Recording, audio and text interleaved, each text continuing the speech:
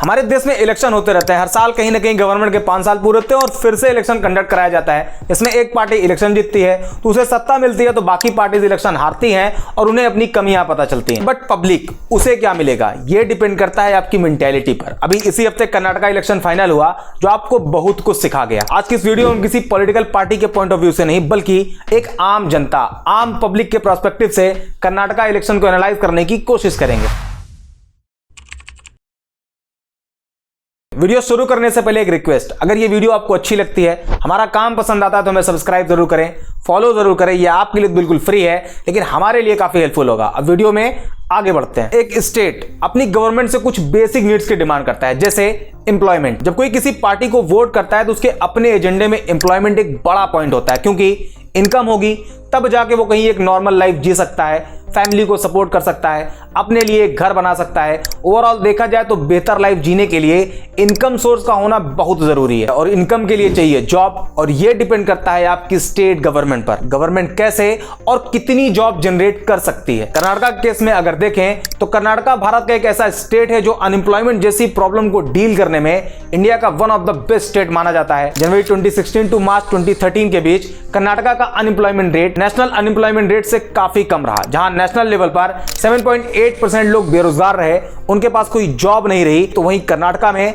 सिर्फ 2.3% लोग ही जॉबलेस रहे। मतलब कर्नाटक अनएम्प्लॉयमेंट केस में नेशनल लेवल के कंपैरिजन में मच बेटर रहा। एक स्टेट की दूसरी नीड्स इलेक्ट्रिसिटी। आज के टाइम पर हर एक फैमिली के लिए, हर एक बिजनेस के लिए इलेक्ट्रिसिटी बेहद जरूरी है। एक दिन अगर पावर कट हो जाती है तो लोगों का सर घूमने लगता है, फिर इस तरह की इमेजेस सोशल मीडिया पर वायरल हो जाती हैं। पावर ना होने की वजह से स्टेट मशीनरी, बिजनेस सब ठप पड़ जाते हैं। लेकिन अगर कर्नाटका केस में आप देखें तो साल 2005-2006 तक ही कर्नाटका के 89.3% घरों में इलेक्ट्रिक सप्लाई पहुंच चुकी थी, जो अब 2021 तक इंक्रीज होकर 98.8% हो गई। एक स्टेट के लिए third need law and order. किसी भी स्टेट को प्रोग्रेस करने के लिए यह मैटर करता है कि स्टेट का लॉ एंड ऑर्डर कैसा है। एग्जांपल के तौर पर अगर यूपी और बिहार को देखें तो पहले ये दोनों स्टेट लॉ एंड ऑर्डर के मामले में खूब बदनाम हुआ करते थे।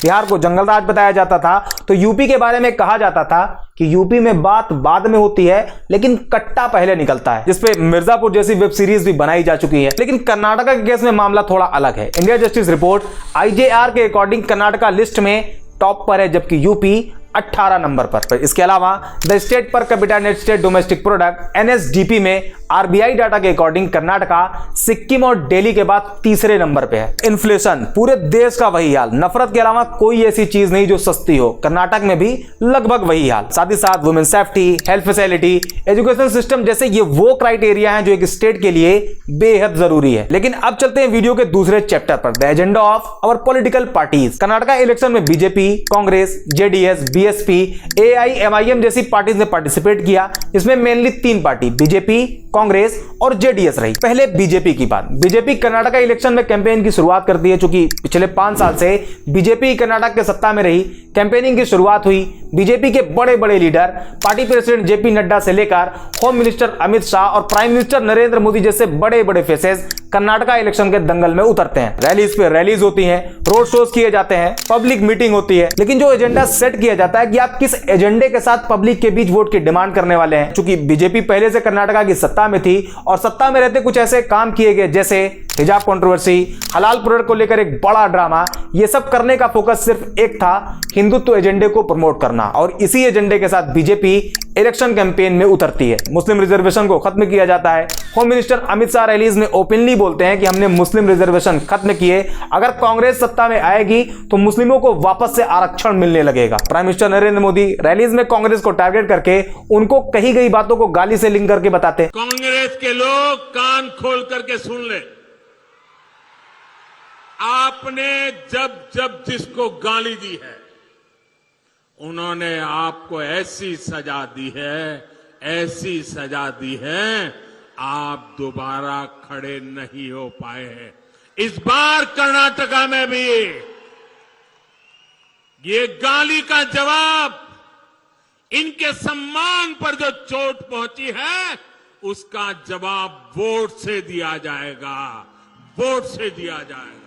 द केरला स्टोरी, जो कि पहले 32,000 नॉन मुस्लिम गर्ल्स के कन्वर्जन और फिर IS ज्वाइन करने जैसे क्लेम के साथ ट्रू स्टोरी बताकर एडवर्टाइज करी गई, लेकिन रिलीज के 2 दिन पहले उस 32,000 नंबर को कम करके 3 कर दिया गया। लेकिन फिर भी मोदी जी इस मूवी को अपनी रैलीज में प्रमोट करते हैं। एंड एक एजेंडा जो पूरे इलेक्शन पे हावी रहा, बजरंग बली। कांग्रेस पार्टी ने प्रॉमिस किया कि अगर वो सत्ता में आई तो बजरंग दल को बैन करेगी, जबकि मोदी जी बजरंग दल को बजरंग बली से लिंक करके इसे कर्नाटक इलेक्शन में एक कोर एजेंडा बना देते हैं। बजरंग बली की, बजरंग बली की।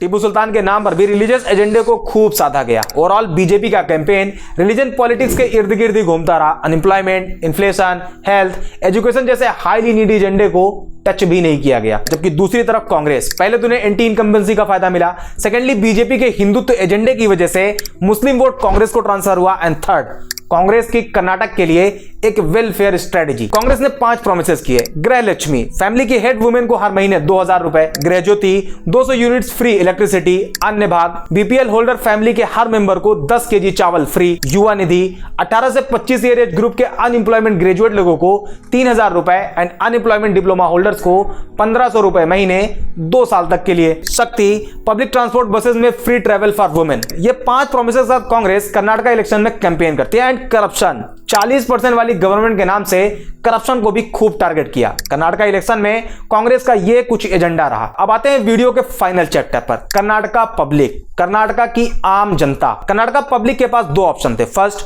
वो अपने बेसिक नीड्स को इग्नोर करते और रिलीजन बेसिस पर वोट करते, क्योंकि कर्नाटका की आम जनता के लिए बेरोजगारी उतनी बड़ी प्रॉब्लम नहीं जितनी कि नेशन वाइड या बाकी स्टेट के लिए है। इन्फ्लेशन, ये भी कोई खास एजेंडा नहीं, क्योंकि नेशनल लेवल पर इन्फ्लेशन की कंडीशन सेम ही है। Karnataka the state per capita state domestic product NSDP में इंडिया का 3rd रैंक वाला स्टेट है। Health, education, law and order जैसे पॉइंट की भी कोई वैल्यू नहीं। ऐसे में कर्नाटक अगर रिलीजन बेसिस एजेंडे को चूज करता देन कुछ टाइम के लिए फिर भी वो बाकी स्टेट के कंपैरिजन में कुछ हद तक बेहतर ही रहता। लेकिन अब यहां आपको और बाकी स्टेट की पब्लिक को कर्नाटका पब्लिक से सीखने की जरूरत है। आपके कंपैरिजन में कर्नाटका के लोग ज्यादा एम्प्लॉयड हैं, फिर भी उन्होंने रिलीजियस एजेंडे पर फोकस नहीं किया। फोकस किया तो सिर्फ और सिर्फ उन चीजों पर जिससे उन्हें, उनकी फैमिली को, उनके स्टेट को फायदा पहुंचता। और इसका इंपैक्ट ये हुआ कि रिलीजियस एजेंडे पर वेलफेयर पॉलिसीज भारी पड़ गई। अब यहां आपको सीखना यह है कि जो आपके डेवलपमेंट की बात करे, आपकी तरक्की के लिए स्कीम रिड्यूस कराए, आपकी जॉब्स को रिलीजन के कंपेयर में ज्यादा प्रायोरिटी दे, आपको अच्छी health facility, education system, complete law and order provide करवाए, आपको चाहिए कि आप उसे वोट करो, ना कि रिलीजन बेसिस पर। फिर कोई भी पार्टी हो, अगर आप एज अ पब्लिक अपनी डिमांड को रिलीजियस एजेंडे से वेलफेयर पॉलिसीज पर शिफ्ट करते हो तो पॉलिटिकल पार्टीज आपके डिमांड के अकॉर्डिंग खुद को आपके बीच रिप्रेजेंट करेंगी, क्योंकि एक अच्छी गवर्नमेंट ही आपको एक अच्छी जिंदगी दे सकती है। बाकी धर्म आपका इंटरनल मामला है। आज के वीडियो में इतना ही। वीडियो पसंद आई हो तो इसे लाइक करें, शेयर करें एंड हमें सब्सक्राइब जरूर कर लें। मिलते हैं अगले वीडियो में।